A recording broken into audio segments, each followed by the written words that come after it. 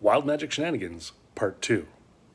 So, my character, the unlucky halfling, Missy Steps, starts dancing irresistibly, singing apate, apate, apate, apate, apate, apate. Then his eyes start shining bright as he begins seeing everything around him in magic.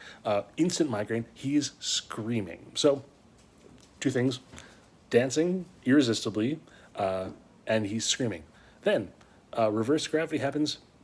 He falls prone.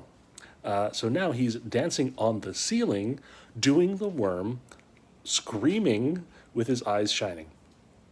Next surge happens, and he begins foaming from his mouth and his eyes and his nose and his ears. Every facial orifice, foamy soap is coming out.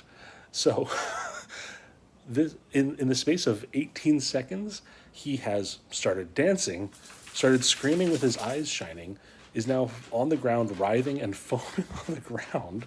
And then next round, another surge happens, and a blast of lightning explodes from him, taking out an enemy. And then he just continues writhing on the floor.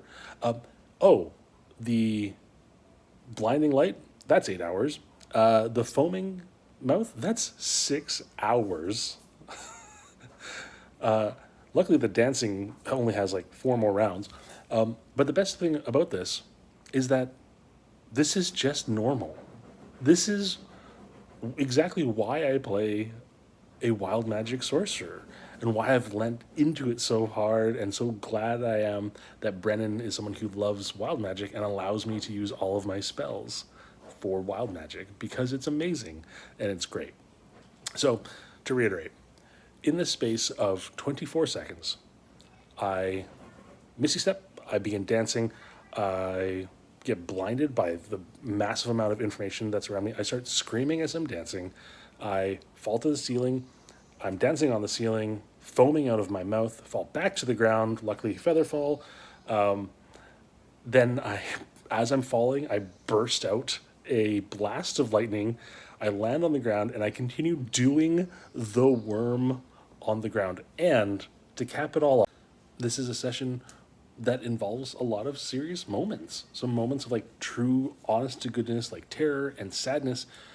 And we play it all so well. Everyone at the table is super involved and super into it. Hello, Jax. And I think that's one of the things that I love about D&D. You can have somebody literally confronting death, and in the background, there's a little halfling foaming at the mouth and doing the worm.